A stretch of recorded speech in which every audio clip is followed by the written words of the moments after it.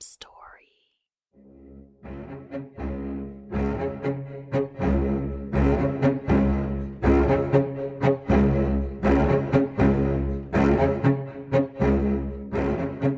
Hey there, and welcome to episode 15 of Tell Me a True Crime Story. I'm your host, Holly. Thank you guys so much for being here. I hope that you and your family are happy, healthy, and safe. You know, I say that in every podcast. It's become like a little slogan, but I'm going to change it up a little bit, and I'm going to say, I hope that you and your family are happy, healthy, and together forever. Let me tell you the origin of that saying in my life.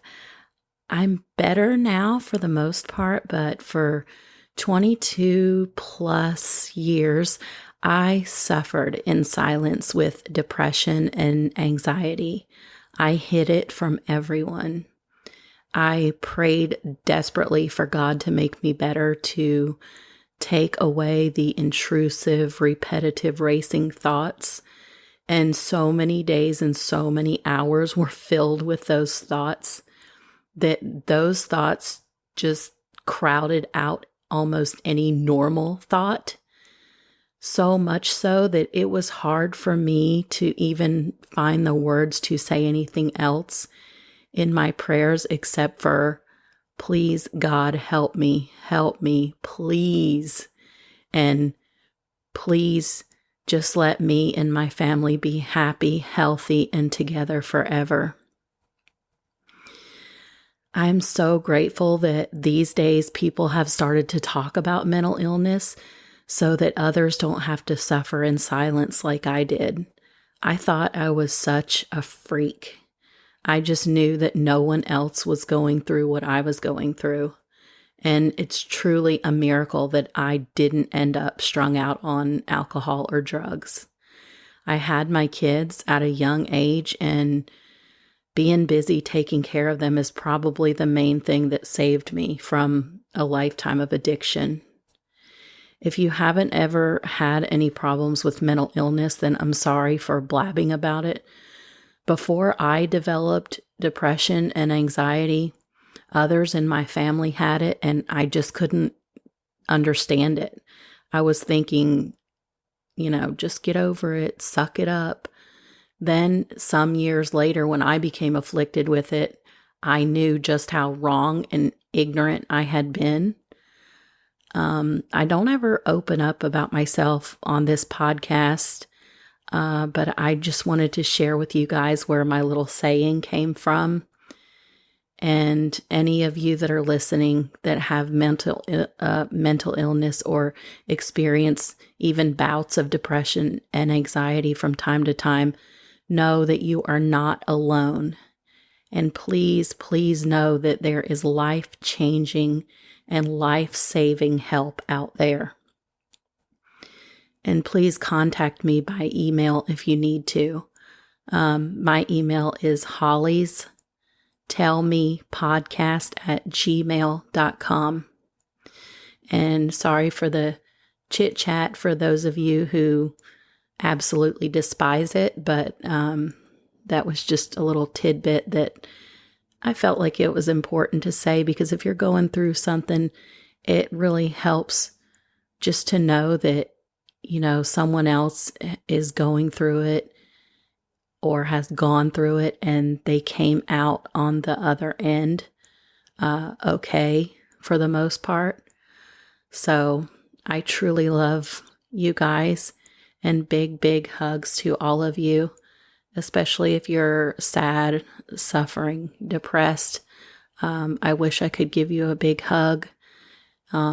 Thanks for being here and giving me some of your time and spending this time with me. So today I'm going to tell you about heinous murders committed by women who have been condemned to die by the state in which they committed their crime. Please follow the podcast and tell your family and friends about it.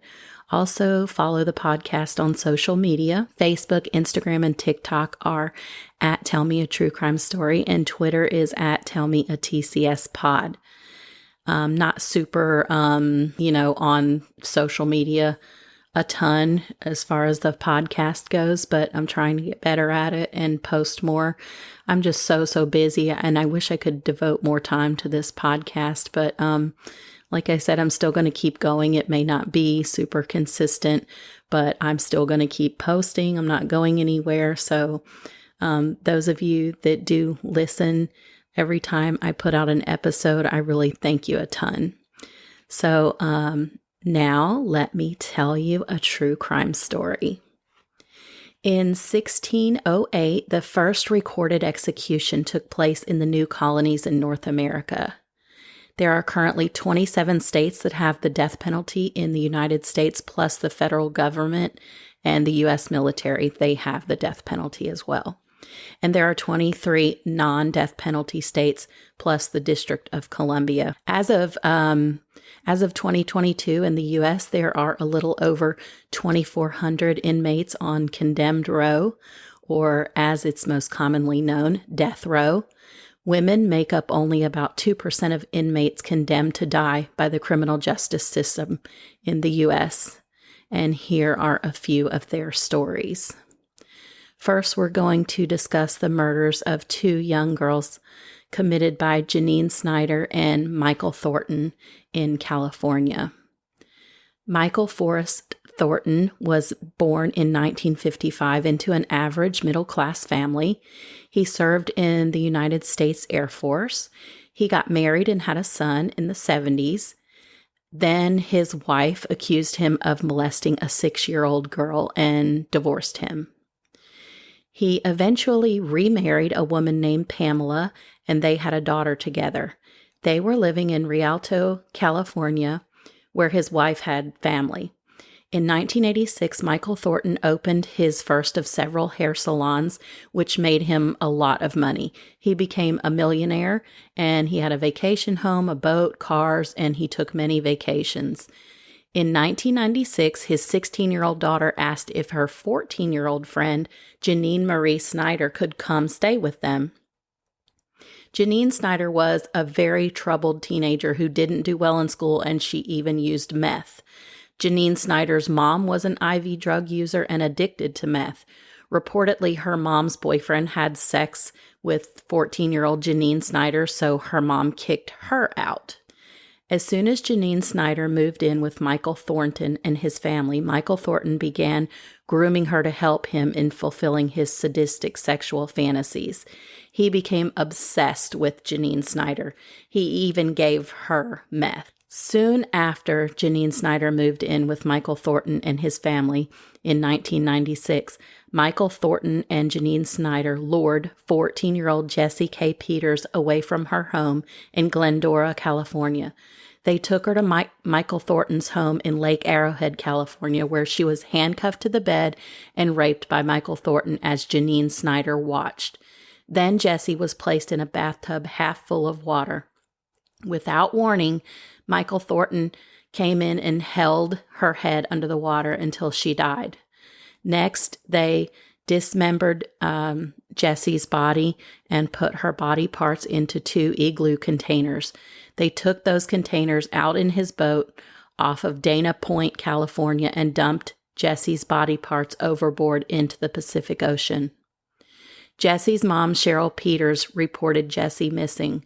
She told police Jessie didn't take any personal belongings with her, but law enforcement officials still suspected that she was a runaway.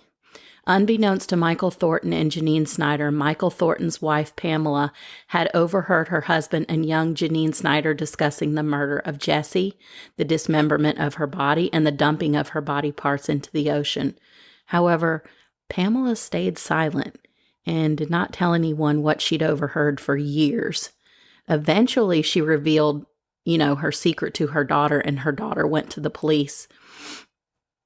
So Michael Thornton was abusive to his wife and his kids, and when his own teenage daughter and Janine Snyder bickered or didn't get along, he would kick out his daughter out of the house and she'd go stay at her boyfriend's. His wife, Pamela, ended up leaving him after he beat her severely and left her with a black eye. After Michael Thornton's wife left him, he and Janine Snyder lived alone together. They traveled around a lot, scoping out teen girls. Janine Snyder was used as the bait to chat up the young girls and gain their trust.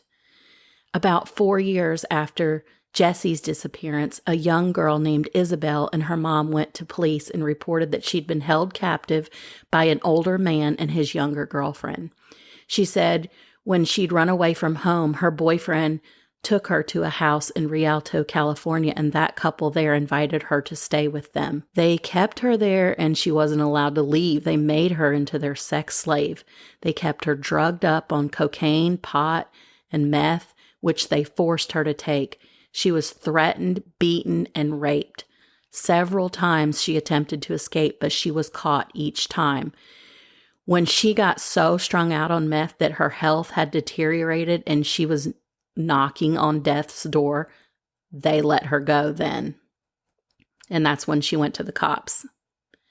Police arrested Michael Thornton and Janine Snyder and searched their home. They told the police that that girl was not beaten, sexually abused, or held captive. Citing a lack of evidence, the DA chose not to press charges, and Michael Thornton and Janine Snyder were released. The next year, in a Las Vegas, Nevada neighborhood, 16-year-old Michelle Curran was reluctantly walking to school when she was kidnapped by Michael Thornton and Janine Snyder. Michelle didn't want to go to school that day, and she was mad that she was made to go. Her mom reported her missing, and police dubbed her as a runaway. Her mom did not think that her daughter Michelle had run away.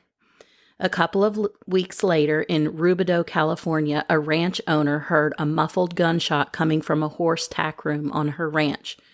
When she went to investigate, a young woman appeared from the tack room and told the woman that she had permission to be there from the ranch owner. The woman knew that was a lie because she was the ranch owner, and she'd never seen this girl before. But the woman played along, and she said, okay, and went back to her house and called 911. Michael Thornton and Janine Snyder took off. Police responded and caught Michael Thornton as he was fleeing the ranch.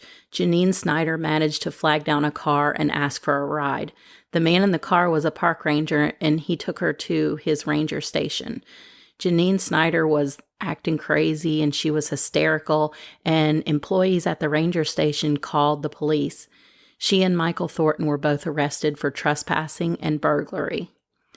When police searched their SUV, they found sex toys, duct tape, zip ties, ball gags, a list of schools, photos of teen girls being sexually assaulted, and a wallet containing Michelle Curran's ID. Police quickly learned that Michelle Curran was a missing teen out of Las Vegas. Back at the ranch in the tack room, police found a large amount of blood on the floor. Horse reins and horse lead ropes were out of place, and there were cable ties there. However, there was no body. 5 days later, the ranch owner went to clean out a horse trailer on her property and found the naked, beaten, and bruised dead body of a girl there. She'd been murdered with one shot to the forehead. Fingerprints confirmed that the girl was 16-year-old Michelle Curran that was missing from Las Vegas, a 4-hour drive away. Now police added first-degree murder, rape, and torture charges to Michael Thornton and Janine Snyder's existing charges of trespassing and burglary. On April 4th, 2001, Janine Snyder had lured Michelle Curran to Michael Thornton's SUV as she walked to school. Michelle was leery at first, but got into their vehicle. After she was in there, she got spooked and wanted to get out, but Michael Thornton pulled a gun on her. For the next 2 weeks, they sexually assaulted Michelle and gave her drugs as they drove around Arizona, Nevada, and California. They'd chosen to sexually assault Michelle on that ranch in Rubidoux because they'd wanted to use the horse reins and leads as restraints. In September of 2006, Michael Thornton and Janine Snyder were convicted and sentenced to death for the murder, rape, and torture of Michelle Curran by separate juries.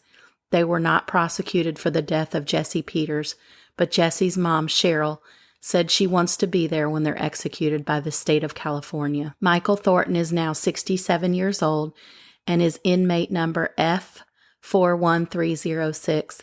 He sits on death row at San Quentin State Prison in San Quentin, California. Janine Snyder is now 43 years old and is inmate number X20232. She sits on death row at Central California Women's Facility in Chowchilla, California. Jessie K. Peters was an adorable blonde and wore braces when she was kidnapped. She had been raised by her aunts in South Bay, California, and had attended Hermosa Valley School. At the age of 12, she moved in with her mom, and her relatives described her as a kind and religious teenager. I couldn't really find anything about Michelle Leanne Curran in life. I can tell you that she was a beautiful girl, and she was born in August of 1984. Next, we're going to discuss Kathy Sariñana and what she did to end up on California's death row. In late December of 2005, Kathy Lynn Sariñana and her husband, Raul Ricardo Sariñana, were arrested in connection with the death of their 11-year-old nephew, Ricky Morales. Prosecutors in Riverside County, California, charged Kathy and Raul Sariñana with murder and child endangerment, with a special circumstance of inflicting torture. On October 8, 2005, Kathy Sariñana had reported her other nephew, Ricky's older brother, 13-year-old Conrad Morales, as a runaway to the Lewis County, Washington Sheriff's Department. At the time Conrad went, air quotes, missing, Kathy Sariñana, her husband, Raul Sariñana, their own 2 kids, and their nephews were living in a trailer park in Randall, Washington. The 2 boys were living with the Sariñanas because their mom, Raul Sariñana's sister Rosa, was doing time on felony charges in California. So a couple of days later, after Kathy Sariñana reported Conrad Morales missing, the Sariñanas picked up and moved to Corona, California, with their kids and their nephew, Conrad's brother, Ricky. So this is the story of what happened to brothers Conrad and Ricky Morales. And yes, you heard me right. I just wanted to point that out, that on October 8th, 2005, Kathy Sariñana reported her other nephew, who was Ricky's older brother, missing. Then a couple of days later, while he's missing, they pick up and they move from Washington to California. So I just wanted to make sure you guys got that. Prior to Ricky's murder in December of 2005, a 17-year-old neighbor of the Sariñanas named Jessica had noticed Ricky with a black eye and bruises. Kathy Lynn Sariñana told her that he'd gotten into a fight at school. Then Jessica ran into Ricky again at a store, and this time his face had more severe bruises than before. Jessica's family offered to take Ricky in, but his aunt, Kathy Sariñana, declined their offer. When this case went to trial, the horrific details of the abuse suffered by Ricky were revealed. Police discovered Ricky dead in a closet the day after Christmas in 2005. He'd been beaten and left to die in that closet while the Sariñanas entertained their Christmas dinner guest. According to the prosecution, on Christmas Day, Ricky couldn't keep his food down and threw up. His aunt became insulted that Ricky had thrown up the meal she'd made for the family. Ricky was made to clean up his throw-up in the bathroom. When his uncle felt he wasn't cleaning it up quickly enough, he kicked Ricky several times. Ricky was then thrown in a bedroom closet. When he tried to open the closet door, his uncle stomped him several times. He was left there and died in that closet. The Sariñanas ended up calling 911 hours later when they discovered he'd died. When police showed up, Ricky's body was still in the closet, covered with a towel. The walls and ceiling in the bathroom were spattered with blood. Raul Sariñana admitted to kicking and stomping Ricky in his confession to police. He also admitted to slamming Ricky's head into a wall. An autopsy on Ricky's thin body showed multiple external traumatic injuries. It also indicated that he'd been burned with cigarettes on his body, including on his genitals. The cigarette burns were weeks, if not months old. Ricky's scrotal sac was severely damaged and his scrotum was damaged with a penetrating laceration. Scars on his body were consistent with Ricky having been whipped with an electrical cord. There were multiple scars on Ricky's scalp, mostly in the back center of his head. It turns out Ricky had been throwing up because he had massive internal injuries from ongoing abuse and couldn't keep any food down. Ricky's older brother, Conrad, who had gone quote-unquote missing in October when they'd lived in Washington State, was found dead too. His body was encased in a trash can that was filled with concrete at the Sariñana's Corona, California home. An X-ray of the trash can showed the outline of his body in there. Investigators surmised that he'd been killed in Washington in August, and his body was transported with them when they moved to California in October. Prosecutors argued that Kathy Sariñana was complicit in the death of her nephew, Ricky. They said the investigation into Ricky's murder revealed that she played an active role in her husband's violent, prolonged, and ongoing abuse of their nephews. Prosecutors also said that the abuse of the brothers had begun over a year earlier when the boys first arrived to live with the Sariñanas at their mobile home in Washington in late 2004. The Sariñanas were tried together, but they each had separate juries. They were both found guilty of first-degree murder of Ricky Morales. Both juries recommended Raul and Kathy Sariñana be put to death by the state of California. The judge could have sentenced them to life instead, but the judge followed the jurors' recommendations and sentenced them both to death. After a defendant is sentenced to death in some death penalty states, an appeal to the state's highest court is mandatory. In other death penalty states, an appeal is optional. According to California's Office of the Attorney General, quote, a defendant who is sentenced to death is entitled to an automatic, non-waivable, direct appeal to the California Supreme Court. The California Supreme Court must find at least one new attorney, but usually two for the defendant, end quote. Officials in Lewis County, Washington, where Ricky's older brother Conrad Morales was killed, have chosen not to prosecute the Sariñanas because they have already received death sentences in California. In remembrance of the victims, I wanted to let you know that Ricky Carlos Morales had a wide grin and dimples. He was said to have been the family clown. He always made everyone laugh. He was a people pleaser and was very affectionate. Conrad Anthony Morales was athletic and had deep brown eyes. He was popular in his class. He loved to play outside and loved birds and bird watching. He was a devoted brother who looked out for his younger brother. Now we're fast forwarding to the year 2010 to Ensley, Florida, which is a suburb of Pensacola near the Alabama border. The population in Ensley, Florida in 2010 was a little over 20,000 people, so considered a small city. When I cover these cases, I find myself wishing I could go back in time and warn the victim. Like when you're watching a scary movie and you know what's going to happen and you want to scream at the TV, turn around, he's right behind you, or watch out, or don't go in there.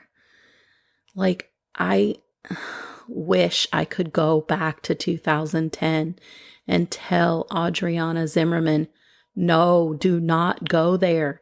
It's a trick. They are not your friends. Don't trust them. 39-year-old Tina Brown and her 16-year-old daughter, Brittany Miller, lived on lot number 3 in Cypress Trail Mobile Home Park, located at 904 Detroit Boulevard. 27-year-old Heather Lee lived in Cypress Trail Mobile Home Park 2 in a trailer on lot number 1. Adriana Zimmerman lived there too, in between Tina Brown and her daughter Brittany Miller and Heather Lee. And Adriana Zimmerman lived on lot number 2. So Adriana was 19 years old and she had 2 kids. All of these young women were neighbors and they were all friends with one another. Heather Lee and Adriana Zimmerman were said to have been close friends. At some point, problems started amongst Tina Brown, her daughter Brittany Miller, and Adriana Zimmerman. Tina Brown had accused Adriana of slashing her tires. Adriana had accused Tina Brown of breaking a window in her car, having her boyfriend arrested, and reporting her to the Florida Department of Children and Families. One time, Brittany Miller tried to hit Adriana because she'd recently discovered that Adriana was sleeping with her boyfriend. Adriana tried to stop Brittany Miller's attack by using a stun gun on her. Heather Lee told Brittany Miller's mom, Tina Brown, that Adriana had used a stun gun on her daughter, so she said she was going to get her.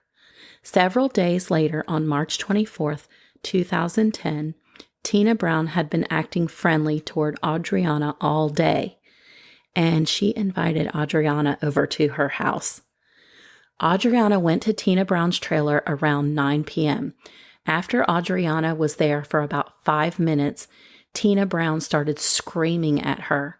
She came up behind Adriana, shocked her several times with a stun gun, and struck her. Adriana lost muscular control from the stun gun and fell to the ground. She was screaming and crying for help, and Tina Brown continued to shock her, torturing her with the stun gun.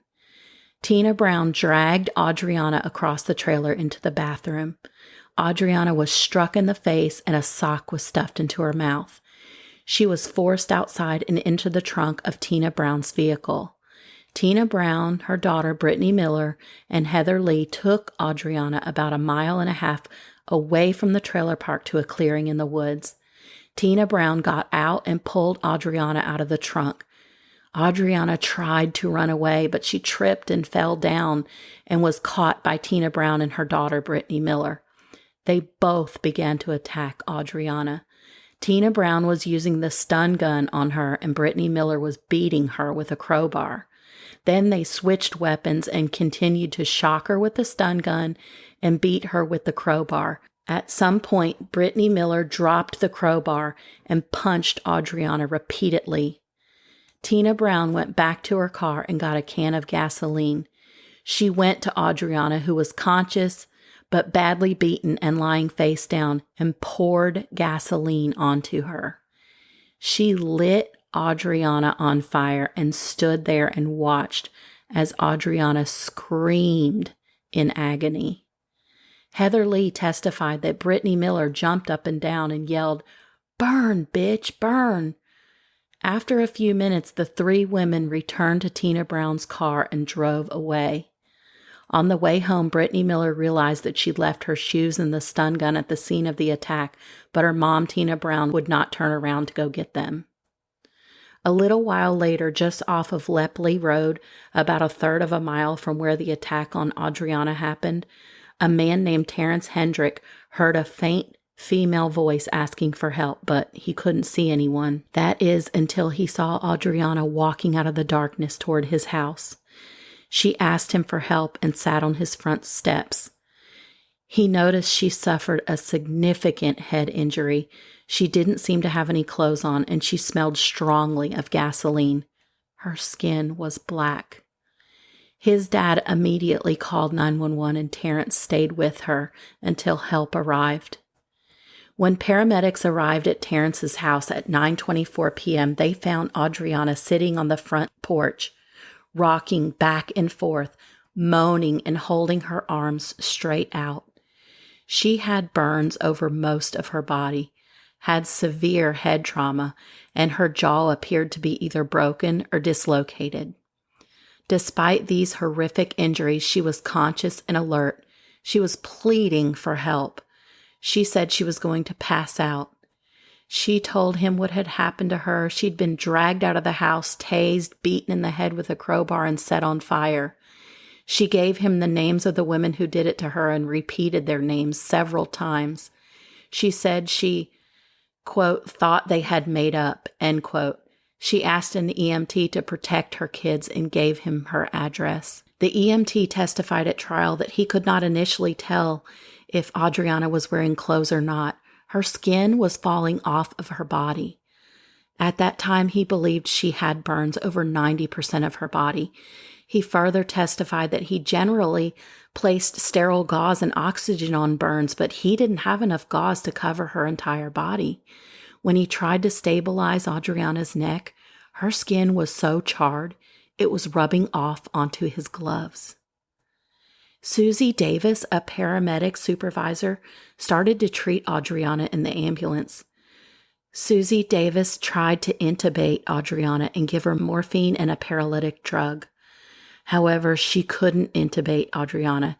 It was impossible to get a tube in her airway because it had become so swollen. Adriana kept asking Susie Davis if she was going to be okay. Adriana was transported to Sacred Heart Hospital in Pensacola, where she was stabilized. She was then transferred to the burn center at the University of South Alabama Hospital in Mobile, Alabama, about 60 miles away. Investigators located the area where Adriana had been attacked off of Ashland Avenue. They found a pair of white shoes, a bloody Talon stun gun, and a skirt. 40 feet away, they found a trail of bloody burnt tissue, a hair weave, a pool of blood, and a crowbar. Still further down the trail was more burned material and a burned bra. Mercifully, Adriana had been placed in a medically induced coma. Sadly, she died 16 days later on April 9th, 2010. Adriana had been burned over 60% of her body. An autopsy showed a laceration and bruises on her head. She had burns on her torso, legs, scalp, and upper back. The medical examiner testified that the cause of her death was multiple thermal injuries and the manner of death was homicide. And then I was left wondering, how do thermal burns kill you? Like, what actually happens to the body when you get burned so severely that it makes you succumb to your injuries and die? Well, I looked into it, and it's a lot to understand medically because the human body undergoes local and systematic pathophysiological responses to severe burn trauma. And pathophysiological just means the abnormal changes that happen in the body because of a particular condition or disease. From the moment you are burned, the human body starts to react wildly. It's very complex and there are many complications that can occur, but common complications are multiple organ failure due to the body's increased inflammatory response, and sepsis, which is blood poisoning, and toxic shock syndrome can happen from burns becoming infected. DNA in blood found on the passenger headrest of Tina Brown's SUV matched the victim, Adriana. Tina Brown's DNA was found in a red stain on the handle of the stun gun. Brittany Miller's DNA was found on the white shoes at the area of the attack. Adriana's DNA was on both ends of the crowbar found near the scene of the attack. Heather Lee was initially charged with first-degree murder and was facing the death penalty. However, she pleaded guilty to second-degree murder in exchange for her testimony in court. She received a sentence of 25 years in prison and is serving her time as Florida Department of Corrections inmate number P46705 at Gadsden Correctional Facility in Quincy, Florida. Her current release date is May 15th, 2032, at which time she will be 49 years old. Brittany Miller was a minor at the time of the murder, therefore she was exempt from receiving a death sentence. In 2013, she was sentenced to life in prison. According to an article by Kevin Robinson of the Pensacola News-Journal, quote, after a Supreme Court ruling made it unconstitutional to give juveniles an automatic life sentence, Miller was granted a new sentencing hearing in 2017, end quote. The judge upheld her life sentence in 2017 at that new sentencing hearing. She is, however, entitled to a sentencing review in 15 years because of her juvenile status. Brittany Miller is serving her time as Florida Department of Corrections inmate number P48041 at the Lowell Annex in Ocala, Florida. Tina Brown was sentenced to death on September 28, 2012. She is Florida Department of Corrections inmate number 155917 and sits on Florida's death row at the Lowell Annex in Ocala, Florida.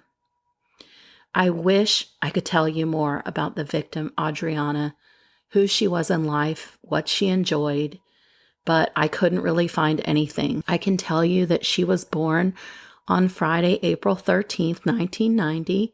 Her middle name was Redon, and she had 2 children.